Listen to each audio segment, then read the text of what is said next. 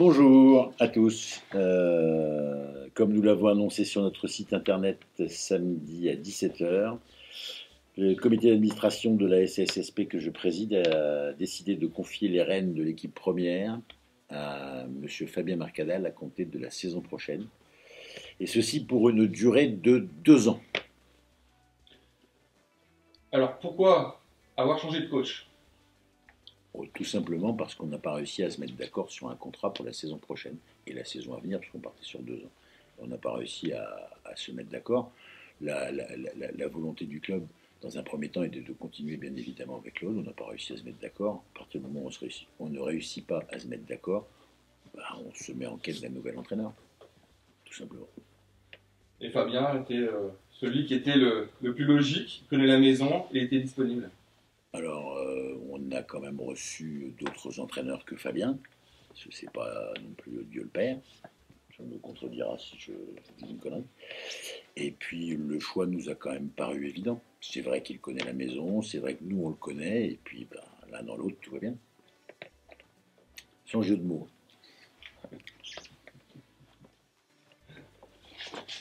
C'est compliqué de se séparer de Claude alors qu'il a été l'artisan du maintien et de la montée.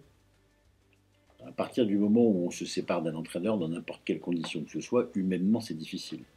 Alors moi, j'en ai eu deux. J'ai eu Didier Santini à une certaine époque, et j'ai eu Claude là, la semaine dernière. Humainement, c'est difficile parce que les relations que moi je crée avec tout l'entourage du club, c'est des relations humaines très importantes. Alors on peut dire que c'est pas humain de faire ça, mais à un moment donné, il faut juste que l'institution soit plus forte que l'individu, et elle reste plus forte que l'individu, quoi qu'il a. Ça a duré longtemps les négociations, parce qu'il y a eu cette coupure avec le coronavirus, l'incertitude, il y aura Ligue 2 ou pas Ligue 2. Et de l'extérieur, on a l'impression que ça se passe relativement vite, c'est normal, il faut choisir pour préparer la saison suivante. Elles ont duré, je dirais, c'est une réponse non pas langue de bois, mais c'est une réponse qui est la plus honnête possible. Elles ont duré suffisamment longtemps pour qu'à un moment donné, on dise on arrête.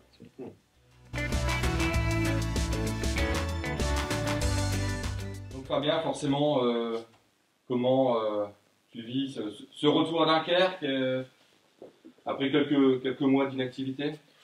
Pas vraiment un retour parce que j'étais installé ici.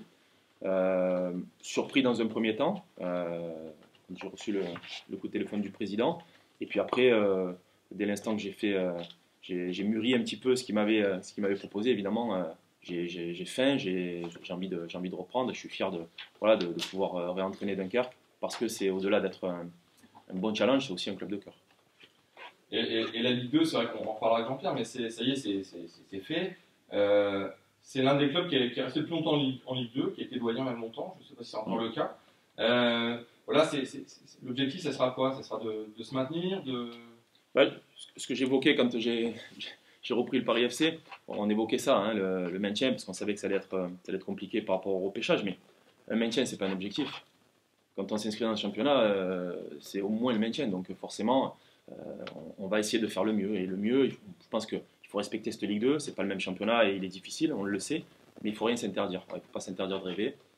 Et on sait que, dire d'un point de vue structurel, pour le club, si on est en Ligue 2 l'année d'après, ça sera une bonne chose.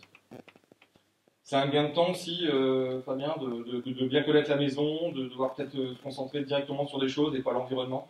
Non, pour moi, c'est un gain de temps en tout cas. Je pense que pour le club aussi, ça a été envisagé. Mais j'ai eu Benjamin au téléphone plusieurs fois pour parler de recrutement, de reprise avec Nico Buteau. Bon, on n'a pas besoin de se présenter. Hein. On a travaillé avec Nico, j'ai travaillé 10 ans, avec Benjamin 4 ans. Voilà, on se connaît, donc évidemment, il y a un gain de temps et on court contre le temps, hein, dans ces périodes de mercato.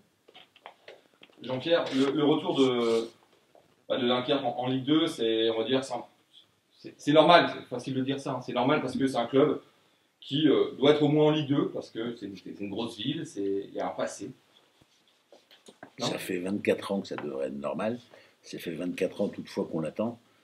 Donc quelque part, on peut dire que le travail qu'on a fait depuis 6 ans, de structuration, l'assistance des collectivités pour monter cet écrin qui est magnifique, nous a permis d'avancer un peu plus rapidement et donc d'arriver aujourd'hui à être en Ligue 2. Et quelque part, pour moi qui ai pris le club avec cette mission-là, c'est le sentiment du devoir accompli avec toutes les équipes qui sont passées au sein du club. Et on n'oubliera personne dans cette montée, puisque tout ce qui s'est passé avant a servi pour y arriver.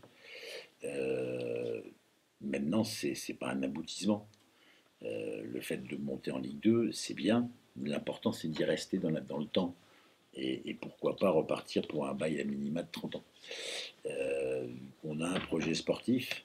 Ce projet sportif, il nous faut à minima rester en Ligue 2 2-3 ans pour pouvoir se stabiliser et pour pouvoir avancer dans ce projet sportif. Donc à partir de ce moment-là, connaissant les qualités de Fabien, et ben, ça pourra le faire tranquillement. Alors, aujourd'hui, c'est un peu compliqué de se projeter avec le coronavirus. En termes de budget, en termes de recrutement, est-ce que vous arrivez à bâtir quelque chose de précis, où il y a encore beaucoup de doutes, comme beaucoup de clubs qui ne savent pas trop où ils vont?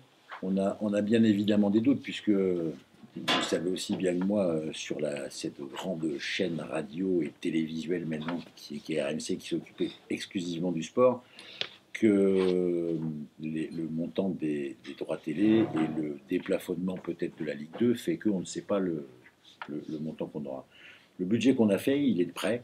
On l'a monté sur ce qui se passait les saisons précédentes. Donc on ne pourra qu'avoir une bonne surprise. On a fait aussi des coupes dans certains budgets, puisqu'on ne sait pas si on va reprendre la saison avec du public ou sans public. Et donc à partir de ce moment-là, aujourd'hui, on peut annoncer qu'on aurait un budget qui serait aux alentours de 7 millions, 7,5 millions d'euros. Qui, par rapport aux autres clubs de Ligue 2, c'est quoi? C'est un budget moyen, bas? C'est un budget de bas d'accédant. C'est un budget d'accédant. Ça s'arrête là, c'est pas plus compliqué que ça. C'est un budget d'accédant sans se prendre pour ce qu'on n'est pas, et donc en ayant une masse salariale qui pourra, je l'espère, permettre d'asseoir le club, non pas toujours en train de jouer pour la 17e ou la 16e ou la 15e place, mais on ne peut pas s'interdire de rêver, comme dit Fabien. Et pour ceux qui vont redécouvrir Dunkerque en Ligue 2 au niveau national, le stade, une nouvelle tribune, un peu comment va s'articuler un peu l'évolution de votre équipement? Alors, dans un premier temps, on a touché cette tribune-là juste avant la pandémie. C'est la tribune d'honneur, la tribune présidentielle, avec les loges, 15 loges qu'il y a en haut de la tribune. La deuxième tribune, la démolition est prévue pour mi-juin, la tribune en face. On a déjà vu avec les services de la LFP, on est capable de jouer à tribu pendant la période de travail, donc du chantier. Et donc, à partir de ce moment-là, tout sera mis en œuvre par le propriétaire qui est la communauté urbaine de Dunkerque, pour que tout soit prêt pour la reprise du championnat. Donc pas de délocalisation, ça c'est certain. Ça c'est certain. Combien de places dans ce stade? 2499 exactement pour l'instant, en phase, comment dirais-je, de première tribune. 5000 plus 5% de tribunes supporters adverses quand le stade sera complètement terminé.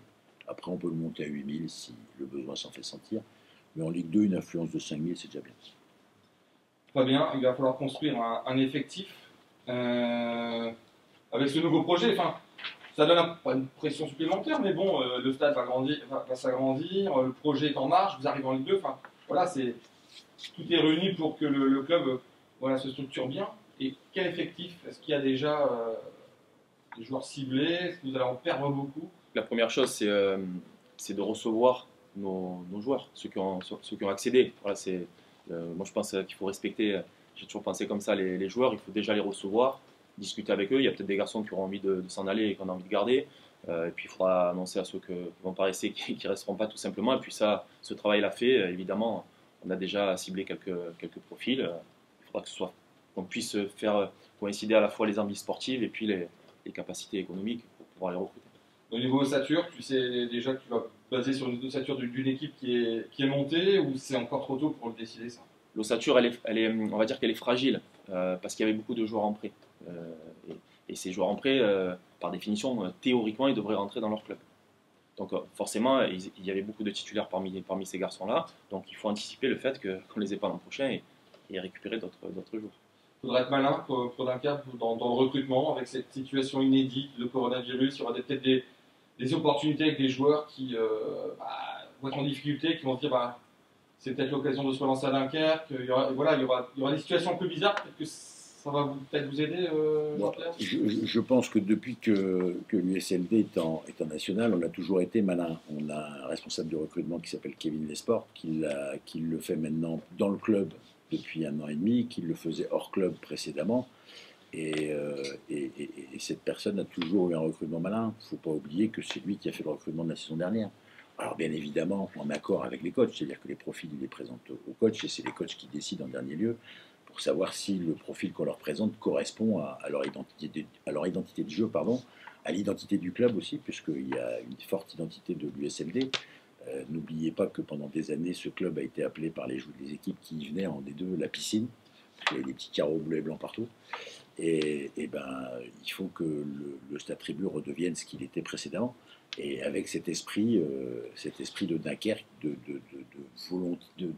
volontarisme, on lâche rien et pendant 90 minutes on se défonce. Et peu importe qui soit en face. Je me rappelle d'un match quand je suis arrivé, quelques années après que je sois arrivé à Dunkerque, Marseille est venu avec une superbe équipe. Ils n'ont pas eu facile à Dunkerque. Donc il faut qu'on retrouve ça. Une fois qu'on aura retrouvé ça, avec un Fabien comme entraîneur, tout devrait bien se passer. Vous parliez du budget tout à l'heure et de l'incertitude sur les recettes liées au ou pas pour la reprise de la saison. Comment on gère ça, sachant qu'on n'a pas vraiment de visibilité quand on se fait un budget, on n'a pas vraiment de visibilité de savoir quand même les publics vont en revenir ou pas. On en parlait tout à l'heure de ce qui s'est passé en Allemagne. Comment vous. Ça doit être, quand même, vous avez être responsable du budget, donc vous avez forcément On considère que si l'évolution de la pandémie se fait d'une manière naturelle, la moitié des matchs devraient se jouer à. On considère ça, on n'a pas de vision, mais la moitié des matchs devraient se dérouler à huis clos. C'est ce qu'on a fait. Dans le budget, on a provisionné uniquement 10 matchs à domicile avec du public et 9 matchs sans public. Voilà. Ça, c'est un truc, ça vient, forcément, vous avez sans doute peut-être jamais vécu, ou alors une fois pour un match stade suspendu. Ça va être un truc complètement nouveau, faire gérer aux joueurs. Le côté huis clos, c'est inédit pour tout le monde, quasi inédit, surtout sur la durée. Vous avez déjà réfléchi un peu à ça en riant ce week-end? Oui, on envisage en regardant les matchs, notamment ce week-end. Et c'est vrai que moi, envisager tribu vide, ça me fait bizarre. Voilà, ça me fait vraiment bizarre. Maintenant, il faudra s'y adapter. Tout simplement, s'y préparer aussi pendant la période des matchs amicaux. Il y a un retour qui est important pour un joueur, un retour d'amour par les cris des supporters. Moi, j'y suis sensible aussi en tant que coach. Là, on ne l'aura pas, donc le retour, il faudra qu'il se fasse entre nous avec beaucoup de communication. Voilà, ça serait un peu particulier. Bon, j'ai entraîné le Paris FC à Charletti il y a quelques matchs quand il faisait froid, on était presque à huis clos. Voilà, on avait quelques supporters qui étaient à fond, mais c'était pas nombreux. Mais voilà, c'est particulier, il faudra s'y adapter. Est-ce que c'est un sujet que tu as abordé avec plein de confrères, entraîneurs, de dire voilà, on va quand même aussi devoir vivre un truc qui est quand même très particulier. On va entendre tout ce que vous dites. Non, j'en ai pas discuté, honnêtement. Et j'avoue que la période que j'ai vécue là, à part quelques collègues, j'ai pas eu non plus énormément de collègues entraîneurs au téléphone. J'avais besoin de couper. Mais tout le monde est concentré sur le recrutement surtout. Voilà. Et puis après, ça fait partie des détails. Mais on sait que tout se joue sur des détails. Donc évidemment, ce détail-là, il faudra le préparer. Quand tu dis couper, c'est que tu en avais vraiment besoin. L'épisode de Caen, ça a été très, très dur à digérer ou c'est... Sportivement, voilà, j'étais sportivement parce que tu as besoin de faire le point. J'ai grandi assez vite, peut-être contre toute attente aussi, il faut l'admettre. Ça allait vite pour moi, j'avais besoin de digérer tout ça pour l'utiliser. Voilà, tout ce qu'on vit, on doit l'utiliser de manière positive et puis le mettre à mon service. Et du coup, le mettre au service de mon prochain club, voilà, je vais tout faire pour le mettre au service de l'USLD.